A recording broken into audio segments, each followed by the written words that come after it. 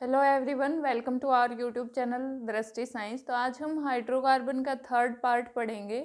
Third class है ये हमारी हाइड्रोकार्बन की। फर्स्ट में हमने इंट्रोडक्शन किया था, सेकंड में हमने एल्केन के बारे में पढ़ा था, एल्केन की कन्फर्मेशन के बारे में पढ़ा था, और अभी जो है वो हम हाइड्रोकार्बन के थर्ड जो पार्ट होता है एल्कीन, एल्कीन के बारे में पढ़ेंगे।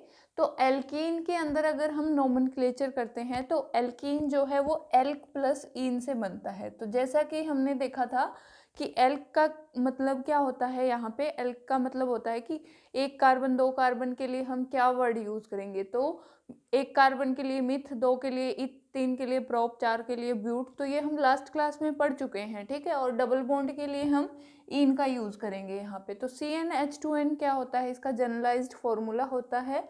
और CIP नोमेनक्लेचर, अब हम क्या करेंगे, एल्कीन के CIP नोमेनक्लेचर के बारे में पढ़ेंगे। CIP से क्या बनेगा, C से चांग, I से इनगोल्ड, P से परलोग। तो ये साइंटिस्ट थे और तीनों ने मिलकर इस नोमेनक्लेचर को दिया था। तो इसको हम CIP नोमेनक्लेचर या फिर EZ नोमेनक्लेचर बोलते हैं, ठीक है। EZ नोमेनक्लेचर बोलते हैं। तो क्या होता है इस रूल के अकॉर्डिंग, क्या होता है देखो, higher priority group same side. अगर higher priority group same side होते हैं तो वहाँ पे हम उसको क्या बोलते हैं, जेड कॉन्फ़िगरेशन बोलते हैं। और जेड का मतलब क्या होता है, ज्यूसिमन, ठीक है। और अगर higher priority group opposite side में हो तो वहाँ पे उसको हम क्या बोलेंगे, ई कॉन्फ़िगरेशन बोलेंगे, ठीक है। तो ई का क्या मतलब होता है, इंटेंगन। ये दोनों ही वर्ड जो हैं दूसरी उसके लिए गए हैं, ठीक है। और जेड का मतलब यहाँ पे देखो क्या होता है, जेड का मतलब होता है सेम साइड। अगर हायर प्रायोरिटी के ग्रुप सेम साइड प्रेजेंट होते हैं, जैसे हम सिस और ट्रांस में करते हैं, अगर सेम साइड होते हैं तो वहाँ पे हम सिस बोलते हैं, और अगर अपोजिट साइड में होते हैं तो वहाँ पे हम ट्रांस बोलते हैं। लेकिन EZ नोमेनक्लेचर में हम प्रायोरिटीज़ देखते हैं। अगर हायर प्रायोरिटीज़ वाले दोनों ही ग्रुप सेम साइड हैं तो उसको जेड कॉन्फ़िगरेशन बोलेंगे, और अगर अपोजिट साइड हैं तो उसको ई कॉन्फ़िगरेशन बोलेंगे।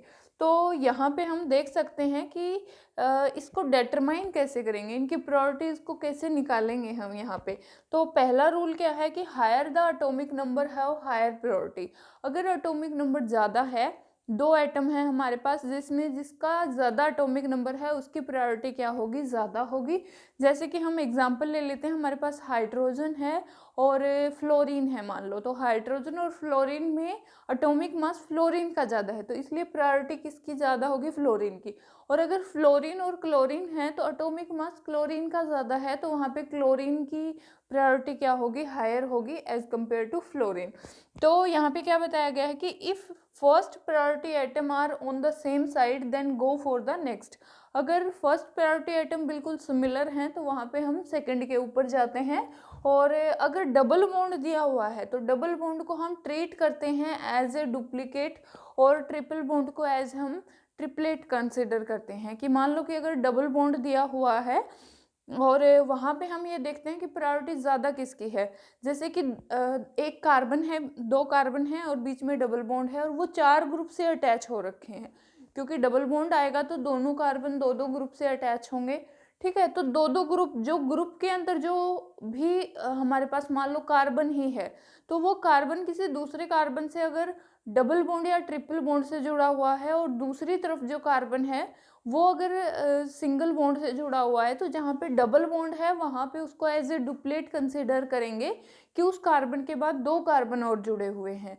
और अगर सिंगल बॉन्ड है तो ये मानेंगे कि वो कार्बन एक ही कार्बन, ट्रिपल बॉन्ड है तो वो कार्बन तीन दूसरे कार्बन से जुड़ा हुआ है।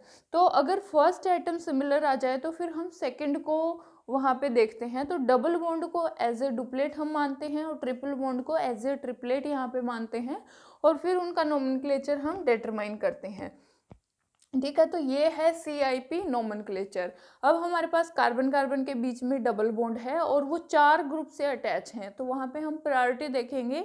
एक बार एक साइड के दो ग्रुप की प्रायोरिटी देखेंगे कि कौन से ग्रुप की हायर प्रायोरिटी है और कौन से की लोअर है, और एक बार दूसरी साइड से देखेंगे। अगर हायर ग्रुप की प्रायोरिटी वाले सेम साइड आ गए तो वहाँ पे हम उसके कॉन्फ़िगरेशन को जेड कॉन्फ़िगरेशन का नाम दे देंगे, और वो अगर अपोजिट साइड आए हैं तो उसको हम ई कॉन्फ़िगरेशन का नाम दे देंगे, ठीक है।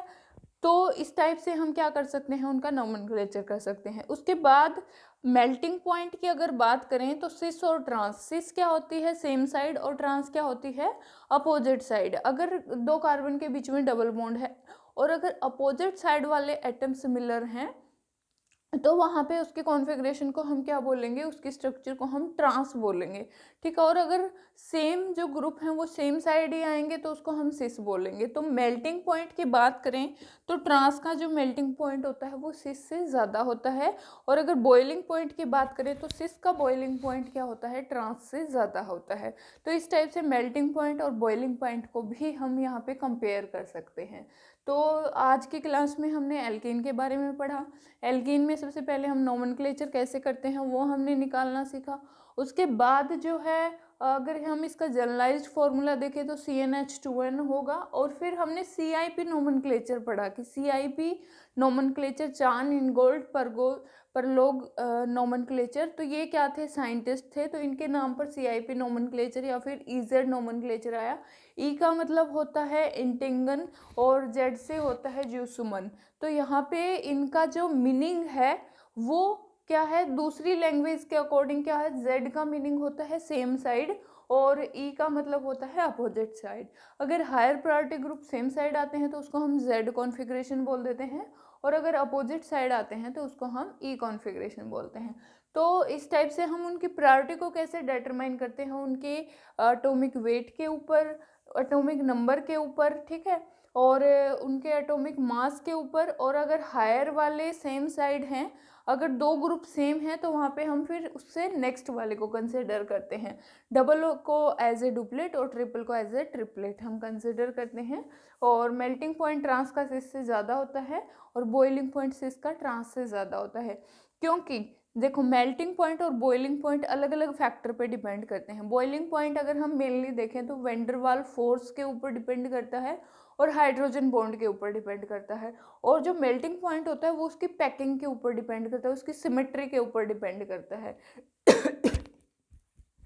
सॉरी, तो इसलिए हम क्या करते हैं, यहाँ पे इनकी फिजिकल प्रॉपर्टीज को कंपेयर करते हैं। तो ये हमारी क्लास आज के लिए इतनी ही, और वीडियो अच्छी लगे तो लाइक करें, चैनल को सब्सक्राइब करें। Thank you very much.